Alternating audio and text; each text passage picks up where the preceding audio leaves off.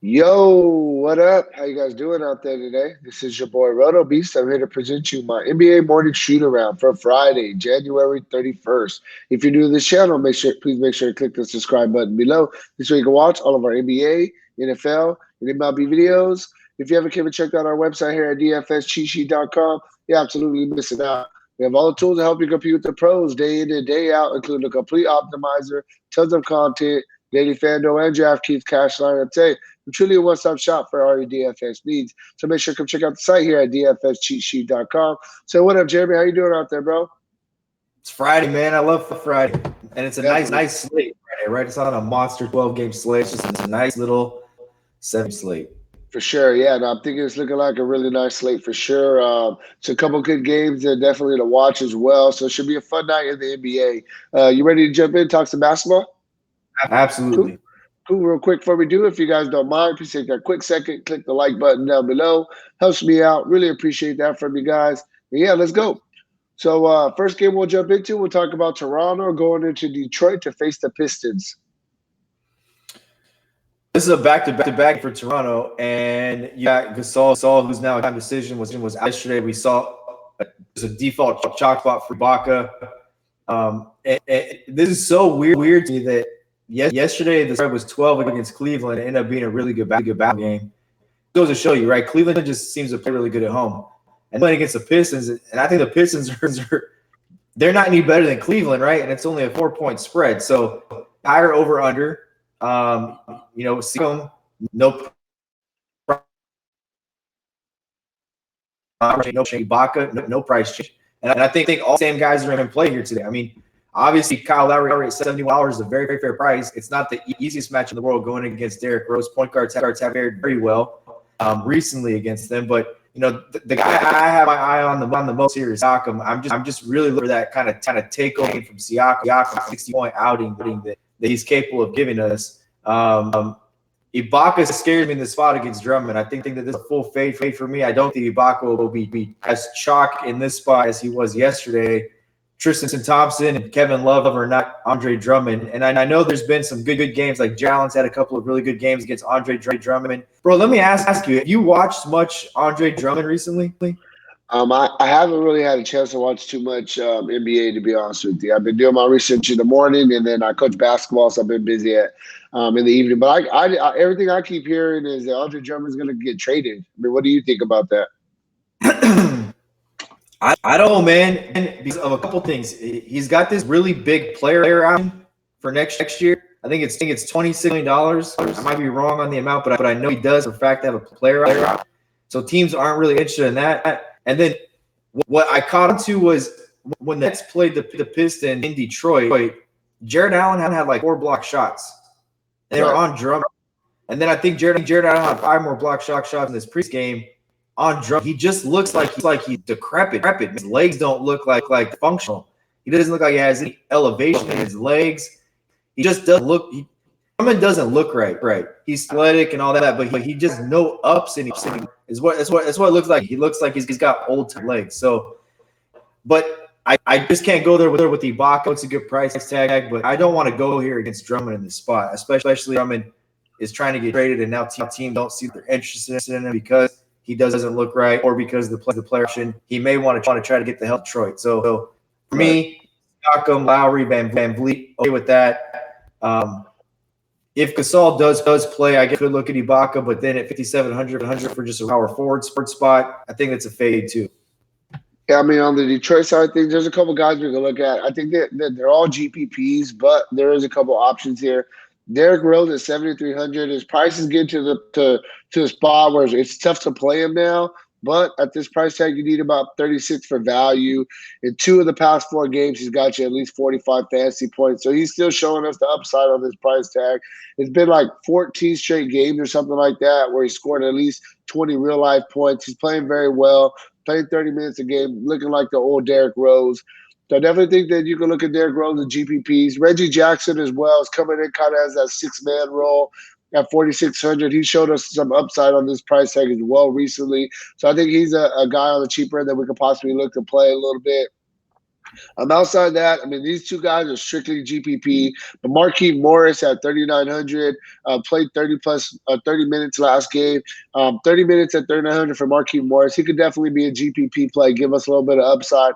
Also, this guy Christian Wood, man. I know the minutes have kind of been down a little bit with jumping back, but the guy is showing some upside. Even like, for example, last game against Brooklyn, in only 20 minutes, he's got your 35 fantasy points, which is 7x on this 4,500 price tag. So I think he's strictly a GPP play, but I think that you could look at him maybe as a low on GPP play that could kind of be a difference maker in your lineups. And then lastly, Andre Drummond, 9,600.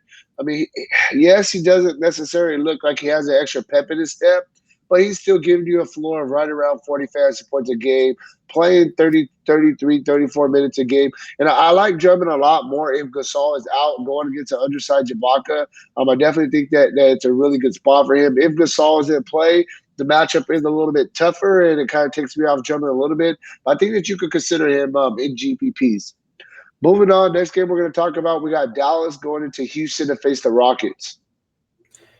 So Doncic is expected to miss the next 2 weeks, and that's going to open up where a lot of people are going to look at Jalen Brunson tonight. So Brunson is a decent play in my opinion. At one point in time, this is Dallas made a traded a bunch of guys because they thought Jalen Brunson was their future point guard. He did 25 minutes against Phoenix, where Doncic played 25 minutes as well. But the guy that I'm interested in, especially for a standpoint, is JJ Barea. And this is one of those things that if you don't watch the NBA, you know that JJ Barea just played 25 minutes against Phoenix as well. He's 3,600. We know what JJ Barea can do, and JJ Barea at this point in his run, he only, I guess, two things. Is he going to get run, and then where's his price, right? Because if his price goes up to like 5,000, 5,500, you can't play him. But at 600 in tournaments, I like Barea as a pivot off Brunson. Brunson's fine for cash. I think he'll be popular in cash at 3,000. Tim Hardaway, a game time decision. To me, the thing about Kristaps, I mean, is he going to play 30 minutes tonight with no Doncic?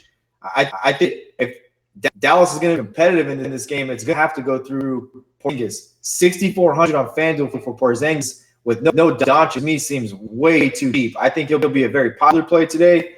He'll be playing the center position. They don't have Dwight Powell. He's out for the season.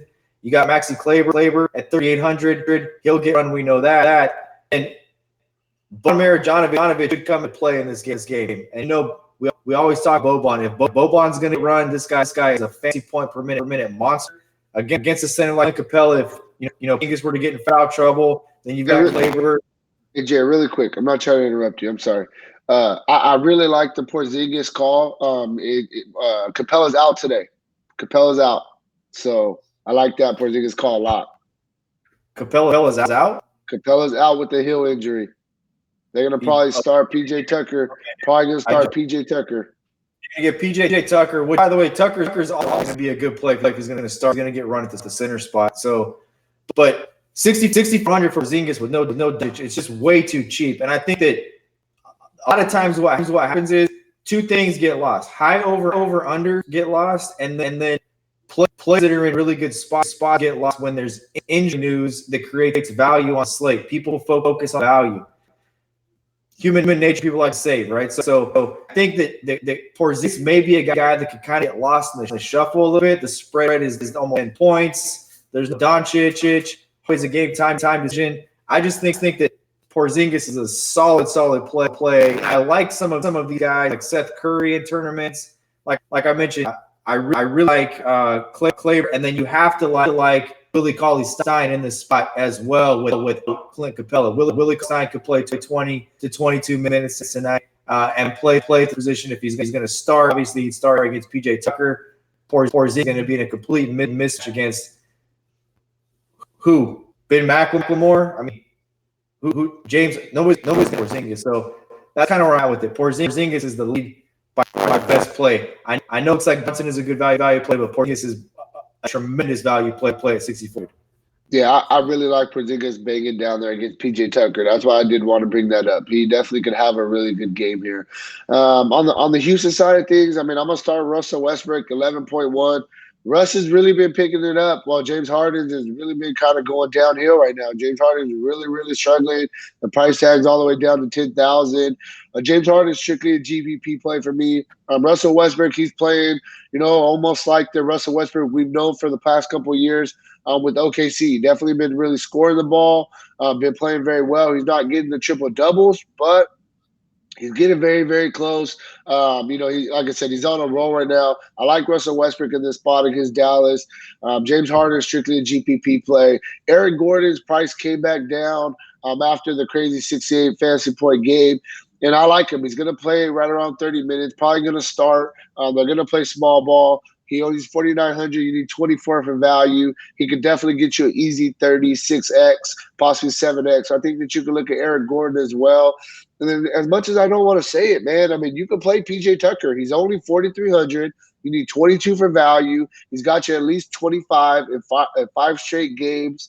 The guy, he's undersized, yes, but he's really physical and he's a really good rebounder. So, I mean, since starting at the center position in 4 of those 5 games, he's got you at least 8 rebounds. And I just think the price tag is too cheap for a guy that's going to be playing 35 plus minutes. I mean, for me, though, the only really cash game play I think you can look at on this team would be Russ. And then you could throw Harden, Aaron Gordon, and PJ Tucker in as GPP plays. And that's really where I'm at with the Rockets. Cool. Moving on, next game we're going to talk about, we got Chicago going into Brooklyn to face the Nets. I mean, anytime you talk about Chicago, it always starts with the same person, right? And that's Zach LaVine. That's where it kind of starts and ends. It's LaVine, 8,300. I think his price is down a little bit. I think this is a sweet price for Zach LaVine at 8,300. And this is going to be late as we start getting into it. The third game now, we're going to have to pick your pay-up spots because Chicago, talking about Chris Dunn, Saditsky, Luke Kornet, Gafford, Hudson, Valentine, all these guys are game time decisions. All of these guys, just take worst case if all of these guys are to get ruled out, you have to almost lock exactly. And he'll dominate the basketball. He'll be the only scorer that they have. And then that is 5,200. You would have to look at him as well. And I understand we've talked about PJ Tucker or Zinks, but that is, if all of these guys are going to be ruled out, we already know struggles in their front court. They have very many big men as it is. I think Thaddeus Young would have to be a guy cash game consideration as well, just for the simple fact that if all these guys are going to be ruled out, they've got really 2 guys that are really proven who can dominate the basketball, get you rebounds, and that would be LaVine and Thaddeus Young. LaVine at 8,300. If there's no Aransky, there's no Dunn, that's too cheap. It's just way too cheap. So, Chicago is going to be a wait and see approach. I think if all guys get ruled in, LaVine's still too cheap. Yeah, on the Brooklyn, I mean, it's the same cast of characters we're always looking to play. Kyrie Irving with a little bit of a price job at 8,900 in an up-tempo game against a young Chicago team. I definitely think that you can look at Kyrie. Spencer Dinwiddie, even if Kyrie plays, he's still going to get you right around 30 minutes a game. The guy's got you at least 35 fantasy points in 4 of the past 5 games. He's playing very, very well. The Karis LeVert, I understand he's had a couple of down games, but he's still playing 22, 23 minutes at 4,300. I mean, he's a guy that can definitely fill up the stat sheet very quickly and possibly get a couple extra minutes as well, especially if Brooklyn can kind of get ahead of this game a little bit. If Chicago's going to be super hurt, I think this is a spot Brooklyn can have a really good game here. The other guy that I think that's in a really good spot here, I love bigs going against Chicago. I think Jared Allen at 6,300 is a guy that we can really look at. I think this is a spot where he can absolutely feast.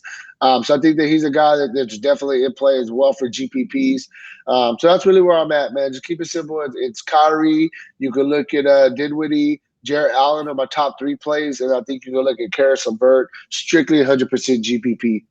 So one of the things that we talked about yesterday, right, was watching the 76ers. If you were a guy who watched the 76ers, Shake Milton's a guy you could see coming, right, if you were watching and paying attention. I'm going to say the same exact thing about LeVert in the opposite direction. I don't like watch him. I like the fact that he's playing with Dinwiddie, and he's the guy who handles the ball. And then when LeVert gets the ball, he's trying to force too much stuff. Right now, the last 2 games I've watched, LeVert looks like he's out of control. He's turning the ball over a little bit. He's not a guy who can create his own shot. He needs to come off a screen and knock down either the mid-range jump shot or a three. Dinwiddie dominates the basketball. To me, I like the Levert. I get what you're saying, but I don't like him playing with it because he's not in the usage he was getting when he was coming off the bench and Dinwiddie was starting with no Kyrie being, and Levert coming in and he's handling the basketball and dominating it. Now he just looks like he's out of control. He's sloppy. I like it. Yeah, no, I get you. I'm just looking for me. I just feel he's cheap in it. I mean, he's a good player, but I understand what you're saying completely. Moving on, next game we're going to talk about Memphis going into New Orleans to face the Pelicans. And to me, it's Morant. It's Morant. You could look at Jay Crowder at 4,400. He's a solid player. Crowder does the dirty things on the court.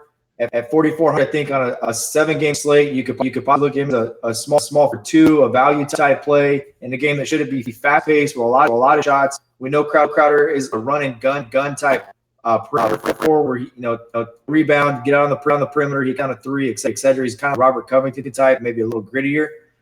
So I like him, and any type of game against New Orleans, I'm always going to like wing players, and I'm going to mention Dylan Brooks again. So Morant, Brooks, Crowder. Valanciunas flies under the radar at 7,000 on this particular slate. But Valanciunas he's playing good, man. Valanciunas is playing, having a really good year, and he's had some very, very big games from a standpoint. 47 point against Denver the other night. He's had 45.1 against Boston, 45.6 against Cleveland, 61.3 against Golden State. I mentioned those teams because this is the same type of game as those teams play fast, up tempo, now defense. I just don't know if I want to use Valanciunas in a spot where we're getting more minutes of Zion.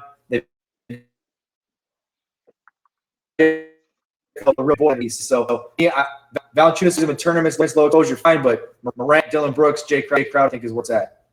Yeah, for sure, man. And there's some guys I'm liking on this I really like this New Orleans Pelicans team, bro. I think that they're going to make a big time push for the playoffs. They're getting healthy. They got some, all their guys are playing pretty well right now. I'm going to start with Lonzo Ball, 6,600. I think it's a very fair price tag for Lonzo Ball.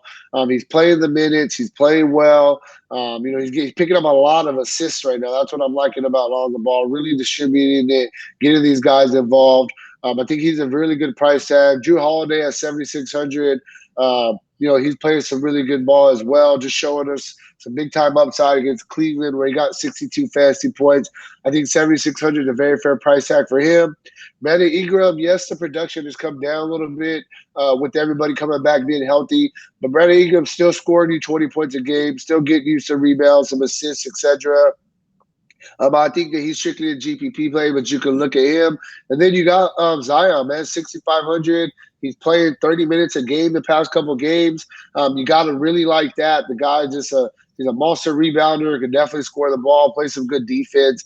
I'm liking, all 4 of those starters for New Orleans. I'm not really so high on Derek Favors against Valanciunas. I could see it, possibly as a GPP upside play, but I'm just going to really stick with their other 4 starters. I think that they're all very fair price in a pretty solid matchup here. You think that Zion's gotten too expensive? No, I think he's still a fair price, 6,500. Once he starts getting into 7,000s, then I think. But he's playing 30 minutes. He has some upside.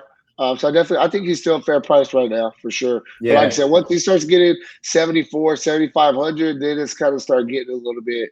You know what I mean? Moving on, next game we're going to talk about, we got OKC going into Phoenix to face the Suns. To me, the best play on the Oklahoma City side is going to be Dennis Schroeder. It's going to be Dennis Schroeder. I don't know why his price isn't moving, but Schroeder's playing 33 minutes a game right now and averaging 39.4 fantasy points over the last 5. 43.3, 42.4, 34.8, 35.6, and 37.1.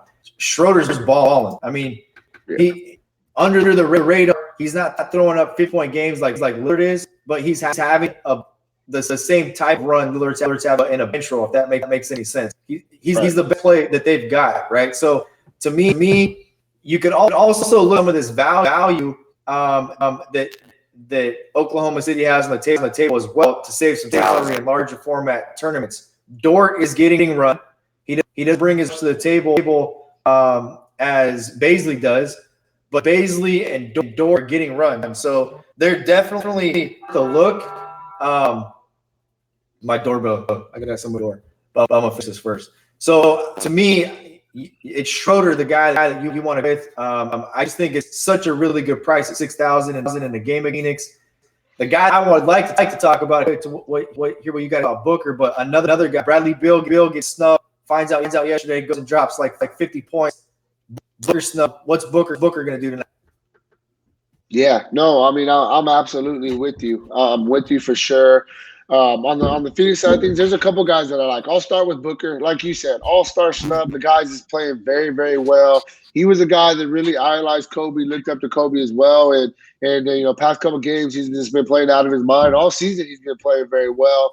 I think that he's definitely a guy that we can look at. I think this is a solid spot for him. The minutes are there, the production has been there. Booker is definitely a guy firmly to play. I really like him today on this slate going against OKC. Outside of Booker, I think that you can look at a Ricky Rubio at 5,500.